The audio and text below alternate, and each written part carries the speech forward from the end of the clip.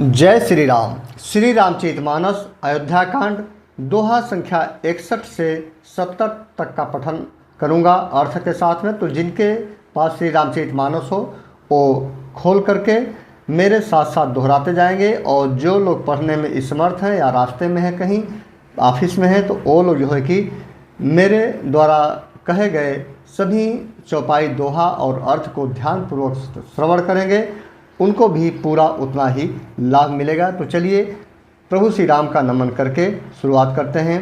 ओम तुलसीदासाय नमः, ओम वाल्मीकाय नमः, ओम गौरी पते नमः, ओम श्री सपत्नीकाय भरत लक्ष्मणाय नमः, ओम श्री सपत्नीकाय शत्रुघ्नाय नमः, ओम श्री सपत्नीकाय भरताय नमः, ओम हनुमते नमः। दोहा संख्या 61 का चौपाई से प्रारंभ करता हूँ। इसमें प्रभु श्री राम और लक्ष्मण और माता सीता जी वनवास के लिए जाने की तैयारी कर रहे हैं। इसी बीच में वहाँ अयोध्या वासियों, नगरवासियों और माता कौशल्या समेत तमाम लोगों का जो मन स्थिति है उसे समझाने में प्रभु श्री राम लगे हुए हैं। उसी का प्रसंग यहाँ पर दर्शाया गया है चौपाई और दोहों के माध्यम से। तो चलिए शुरू करते हैं। मातु समीप कहत सकुचाही, बोले समऊ समुझी मन माही। राजकुमारी सिखावन सुनहूँ, आन भाते जिय जनि कछु गुनहूँ। माता के सामने सीता जी से कुछ कहने में सकुचाते हैं, पर मन में यह समझ कर कि यह समय ऐसा ही है, और वे बोले, हे राजकुमारी, मेरी सिखामन सुनो, मन में कुछ दूसरी तरह न समझ लेना। आपन मोर नीक जो चहऊँ, बचनु हमार माने गृह रहूँ। आयसु मोर सासु सेवकाई, सब विधि भामिनी भवन भलाई। जो अपना और मेरा भला चाहती हो तो मेरा वचन मानकर घर रहो। हे भामिनी, मेरी आज्ञा का पालन होगा। सास की सेवा बन पड़ेगी। घर रहने में सभी प्रकार से भलाई है। एहिते अधिक धर्मु नहीं दूजा, सादर सासु ससुर पद सुपूजा।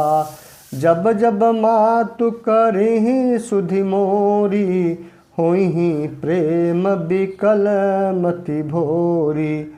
सीता जी को यहाँ पर समझाया जा रहा है कि तुम वन में न जाओ, घर पे ही रहो और सास ससुर की सेवा करो। इससे बड़ा धर्म कोई नहीं है। कहा जा रहा है आदरपूर्वक सास ससुर की चरणों की पूजा अर्थात सेवा करने से बढ़कर दूसरा कोई धर्म नहीं है। जब जब माता मुझे याद करेंगी और प्रेम से व्याकुल होने के कारण उनकी बुद्धि भोली हो जाएगी, अर्थात वे अपने आप को भूल जाएंगी, तब उनके साथ तुम उनका सहभागी बनना और उन्हें समझाना। तब तब तुम कहीं कथा पुरानी, सुंदर समुझायहूँ मृदुबानी। कहूँ सुभाय सपथ सतमोही, सुमुखी मातु हित राखूँ तोही। हे सुंदरी, तब तब तुम कोमल वाणी से पुरानी कथाएं कह कह कर इन्हें समझाना। हे सुमुखी, मुझे सैकड़ों सौगंध है। मैं यह स्वभाव से ही कहता हूँ कि मैं तुम्हें केवल माता के लिए ही घर पर रखता हूँ। यहाँ पर एक सुंदर दोहा।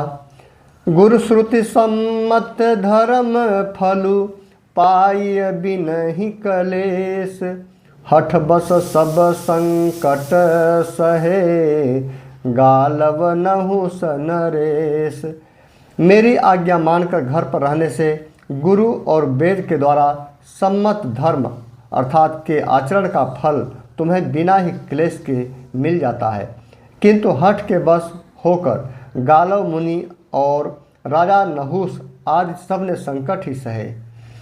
मैं पुण्य करी प्रवान पितुबानी, बेग फिरब सुनु सुमुखी सयानी। दिवस जात नहीं लागहि बारा, सुंदरी सिखवनु सुनहु हमारा।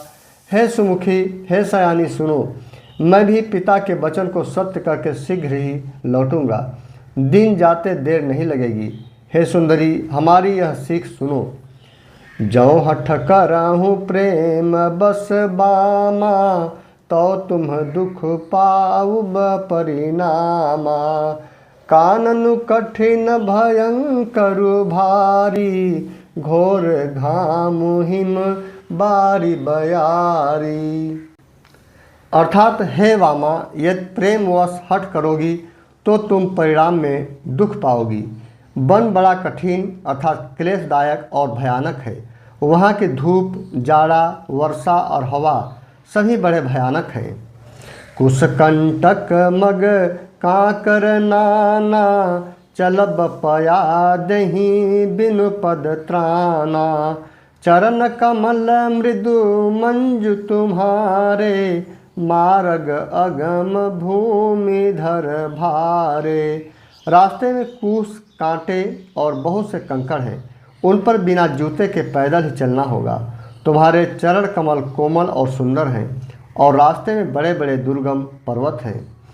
कंदर खोह नदी नद नारे, अगम अगाधन जाहि निहारे। भालू बाघ बृक के हरिनागा, करही नाद सुनी धीरजु भागा। पर्वतों की गुफाएं, खोह अर्थात दर्रे, नदियाँ, नद और नाले ऐसे अगम्य और गहरे हैं कि उनकी ओर देखा तक नहीं जाता। रिछ, बाघ, भेड़िए, सिंह और हाथी ऐसे भयानक शब्द करते हैं कि उन्हें सुनकर धीरज भाग जाता है। यहाँ पर महाकवि तुलसीदास जी ने अपने चौपाइयों के माध्यम से सीता जी के लिए ये चौपाइयाँ हैं। कहा जा रहा है कि रास्ते में कंकड़, पत्थर, नदी, नाले, खतरनाक जानवर सभी मिलेंगे, इसलिए जो है कि तुम्हारा जंगल में जाना सही नहीं है और यहीं पर रह करके सास ससुर की सेवा करो। भूमि शयन बल कल बसन, असनु कंद फल मूल। ते की सदा सब दीन मिलही, सबुई समय अनुकूल। जमीन पर सोना, पेड़ों की छाल के वस्त्र पहनना और कंद मूल फल का भोजन करना होगा, और वे भी क्या सदा सब दिन मिलेंगे।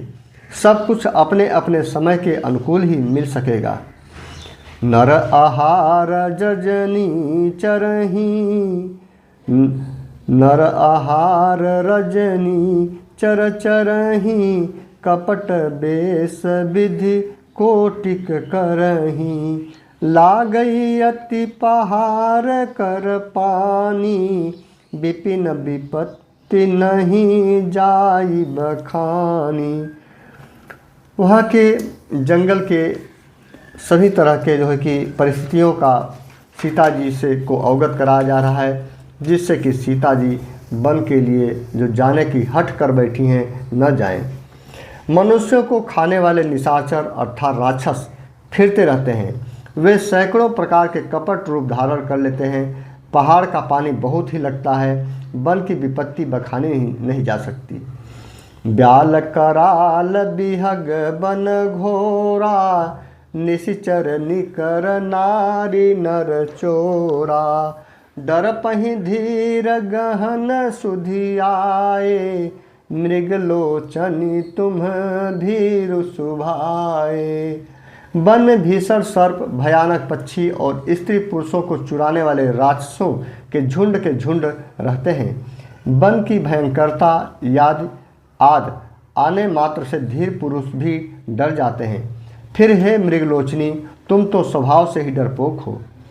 हंसगवनी तुम नहीं बन जोगु, सुनि अपजसु मोहि देहि लोगु।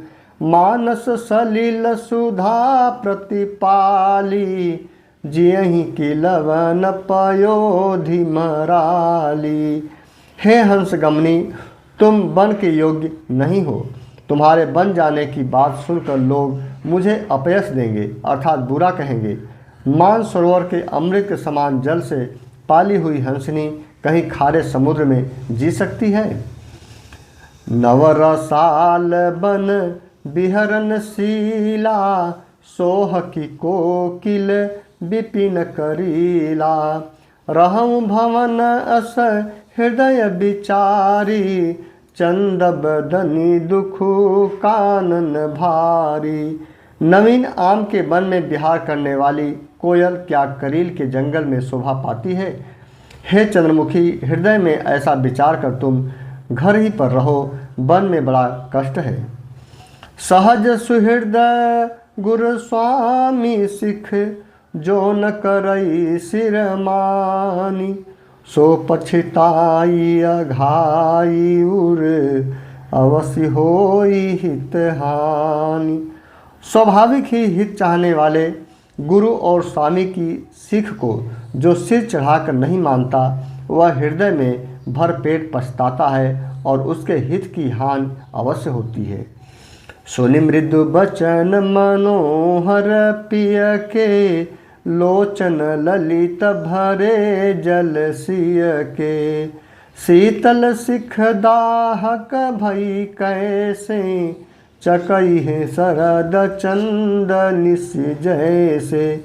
प्रभु श्री राम जी के द्वारा माता सीता को समझाया जाना, उसी का यहाँ पर चौपाई दिया गया है। प्रीतम के कोमल और मनोहर वचन सुनकर सीता जी के सुंदर नेत्र जल से भर गए। श्री राम जी की यह शीतल सीख उनको कैसी जलाने वाली हुई, जैसे चकवी को शरद ऋतु की चांदनी रात होती है। उतरु न आव बिकल बै देही, तजन चहत सुचि स्वामी सनेही। बर बसरो की बिलोचन बारी, धर धीरज उर अवनिनी कुमारी। जानकी जी से कुछ उत्तर देते नहीं बनता। वे यह सोचकर व्याकुल हो उठी कि मेरे पवित्र और प्रेमी स्वामी मुझे छोड़ जाना चाहते हैं। नेत्रों के जल आंसुओं को जबरदस्ती रोककर वे पृथ्वी की कन्या सीता जी से हृदय में धीरज धरने को कहा जाता है। धीरज धरती हैं सीता जी। लागी सासु पग कह कर जोरी, क्षम विदेवी बड़ी अभिनय मोरी। दिन प्राणपति मोहि सिख सोई, जहि विधि मोर परम हित होई। सास के पैर लगकर हाथ जोड़कर कहने लगी, हे देवी, मेरी इस बड़ी भारी ढिठाई को क्षमा कीजिए। मुझे प्राणपति ने वही शिक्षा दी है जिससे मेरा परम हित हो। मैं पुनि समुझि देखी मन माही, पिय वियोग सम दुख जग नाही। परंतु मैंने मन में समझकर देख लिया कि पति के वियोग के समान जगत में कोई दुख नहीं है। सीता जी का यह माता कौशल्या से कहना कि माता सीता, मुझे क्षमा करना कि मैं आपकी सेवा करने का जो प्रभु श्री राम जो मेरे पति आज्ञा दे रहे हैं, मैं उसे नहीं कर पा रही हूँ। और क्योंकि मैं प्रभु श्री राम अर्थात मैं अपने पति के अनुपस्थिति में मैं यहाँ पर नहीं रह पाऊँगी, उनकी विरह की पीड़ा मैं नहीं सह पाऊँगी, क्योंकि पति के वियोग की पीड़ा से बड़ा कोई दुख इस पृथ्वी पर नहीं है। प्राणनाथ करुणायतन, सुंदर सुख दसु जान। तुम बिनु रघुकुल कुमद बिंधु, सुरपुर नरक समान। यहाँ पर सीता जी का यह दोहा के रूप में जो कथन है बहुत ही दर्दनाक है। हे प्राणनाथ, हे दया के धाम, हे सुंदर, हे सुखों के देने वाले, हे सुजान, हे रघुकुल रूपी कुमुद के खिलाने वाले चंद्रमा, आपके बिना स्वर्ग भी मेरे लिए नरक के समान है। तो इस फिर अयोध्या की क्या स्थिति होगी? अर्थात मुझे जब अयोध्या में छोड़कर आप वन को चले जाएंगे तो यह अयोध्या भी मुझे नरक के समान लगने लगेगी। इसीलिए सीता जी का बार बार आग्रह करती हैं कि मुझे भी अपने साथ ले चलिए। मातु पिता भगिनी प्रिय भाई प्रिय परिवार सुहृदय समुदायी सासु ससुर गुर सजन सहाई सूत सुंदर सुशील सुखदाई। माता पिता बहन प्यारा भाई प्यारा परिवार मित्रों का समुदाय सास ससुर गुरु स्वजन अर्थात बंधु बांधव सहायक और सुंदर सुशील और सुख देने वाला पुत्र।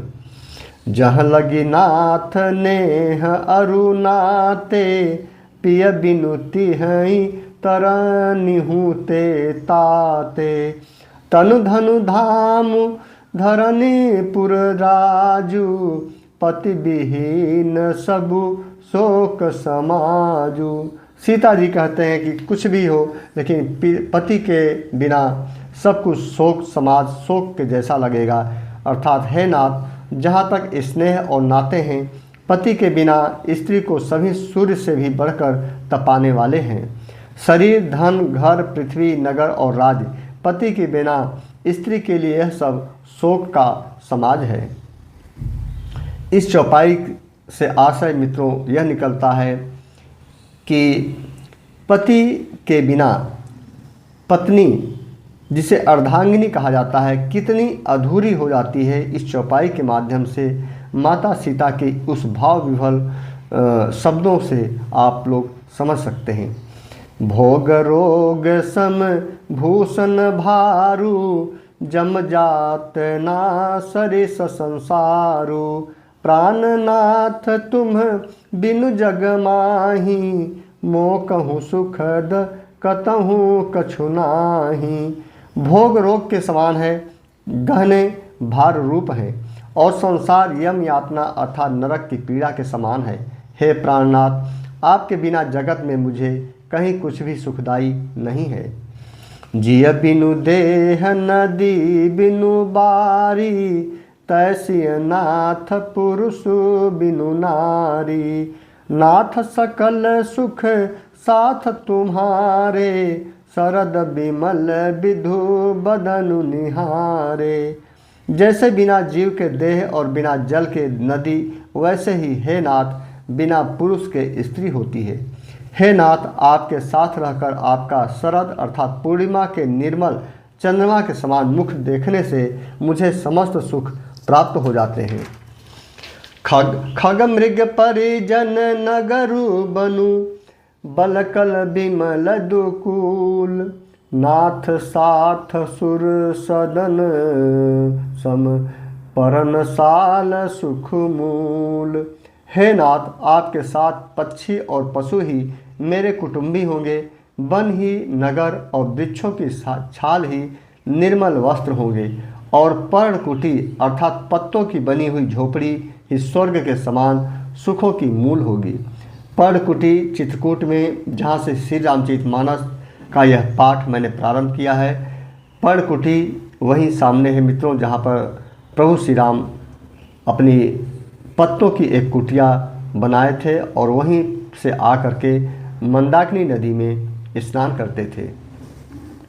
बन देवी बन देव उदारा करिहई सासु ससुर समसारा कुश किस लय साथरी सुहाई प्रभु संग मंजु मनोज तुराई। उदार हृदय के वन देवी और वन देवता ही सास ससुर के समान मेरी सार संभार करेंगे और कुशा और पत्तों के सुंदर साथरी अर्थात जो बिछौना होगा बिस्तर होगा वहीं ही प्रभु के साथ कामदेव की मनोहर तोषक के समान होगी। कंद मूल फल अमियाहारू अवध सौध सत सरिस पहारू छिनु छिनु प्रभु पद कमल बिलोकी रही हूँ मुदित दिवस जिमिको की। कंद मूल और फल ही अमृत के समान आहार होंगे और वन के पहाड़ ही अयोध्या के सैकड़ों राजमहलों के समान होंगे। क्षण क्षण में प्रभु के चरण कमलों को देख देख कर मैं ऐसी आनंदित रहूँगी जैसे दिन में चकवी रहती है। बन दुख नाथ कहे बहु तेरे, भय विषाद परिताप घनेरे। प्रभु वियोग लवलेश समाना, सब मिली होहिन कृपा निधाना।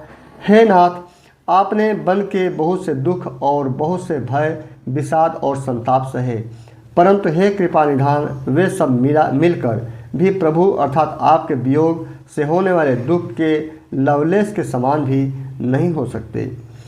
असजिय जानि सुजान शिरोमणि, लैय संग मोहि छाड़िय जनी। बिनती बहुत करो का स्वामी, करुणामय उर अंतर जामी।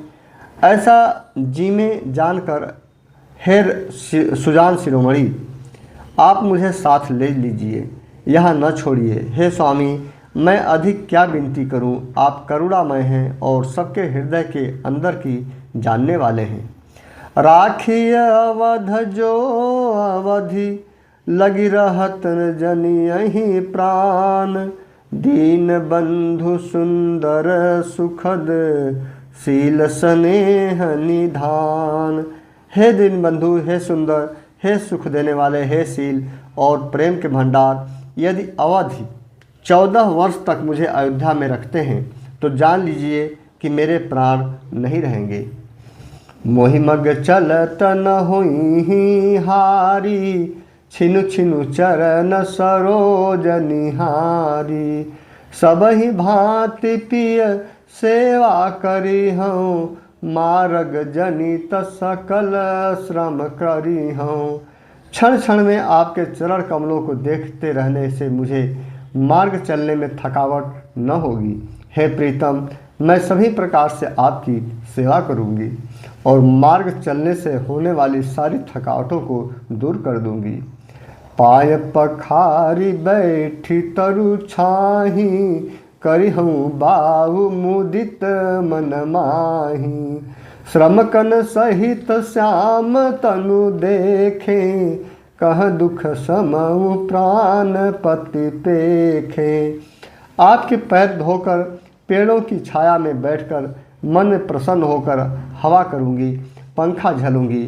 पसीने की बूंदों सहित श्याम शरीर को देखकर प्राणपति के दर्शन करते हुए दुख के लिए मुझे अवकाश ही कहाँ रहेगा।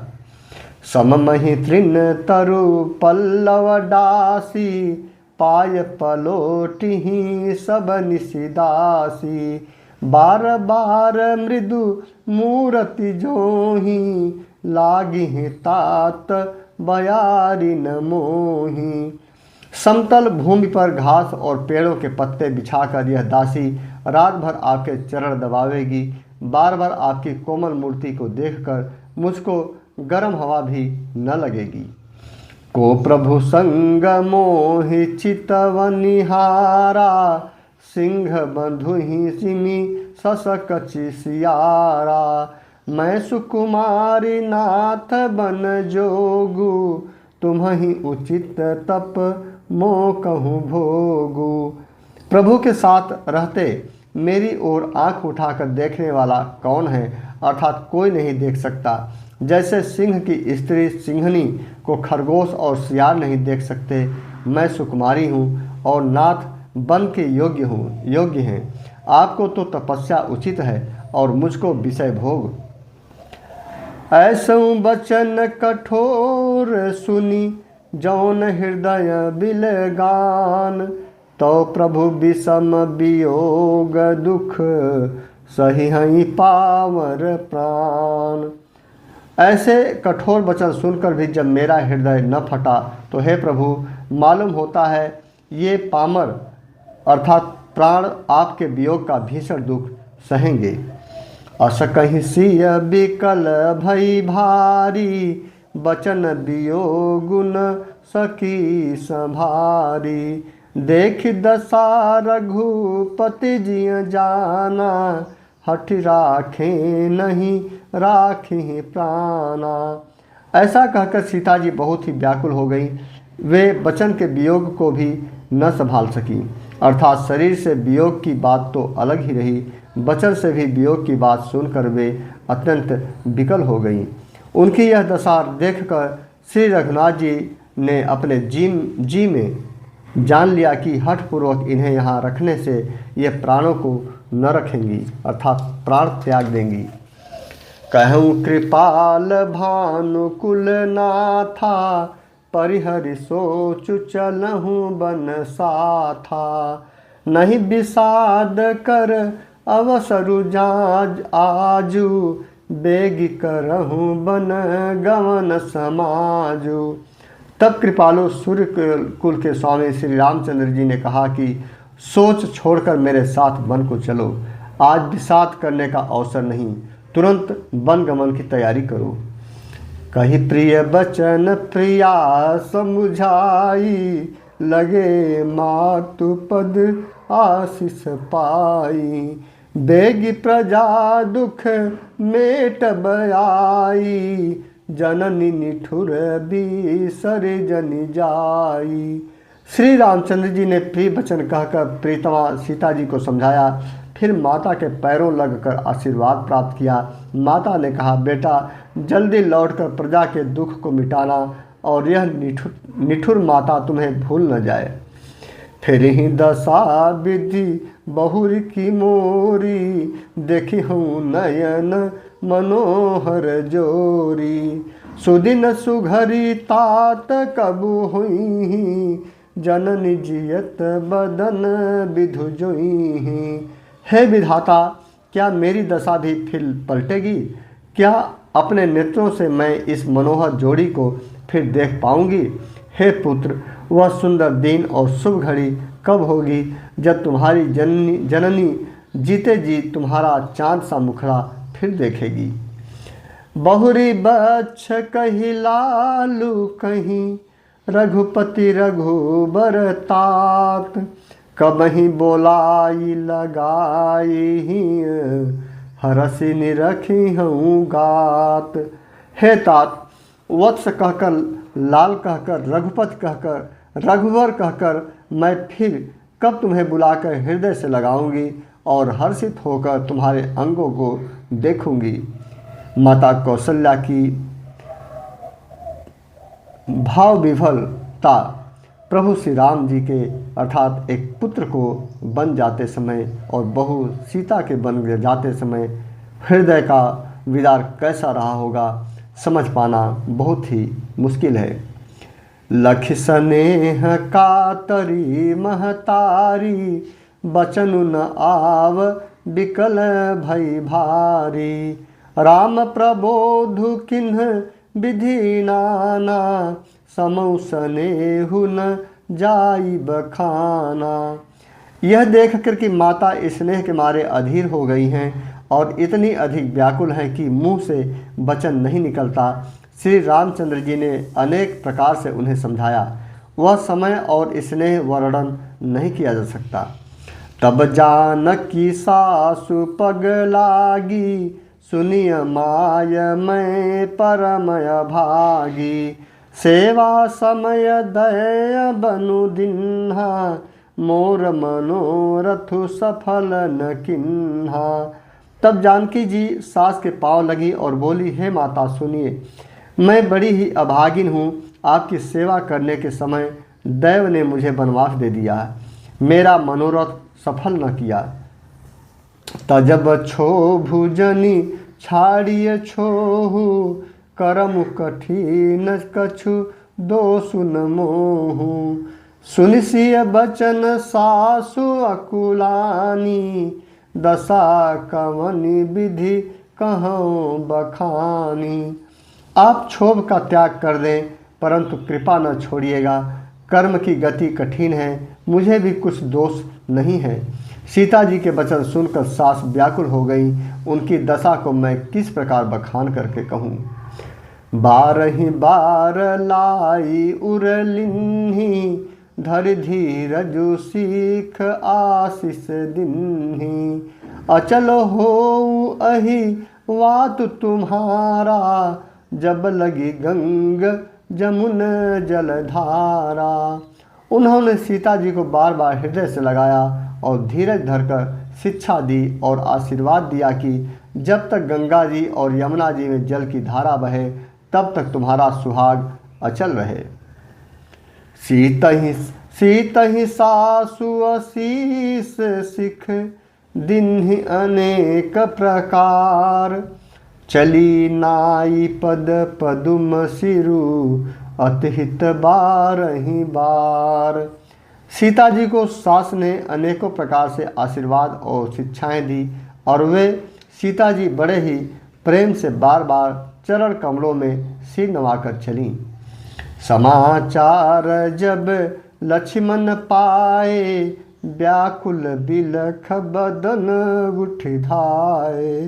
कंप पुलक तन नयन सरी सनीरा, गहे चरण यति प्रेम अधीरा।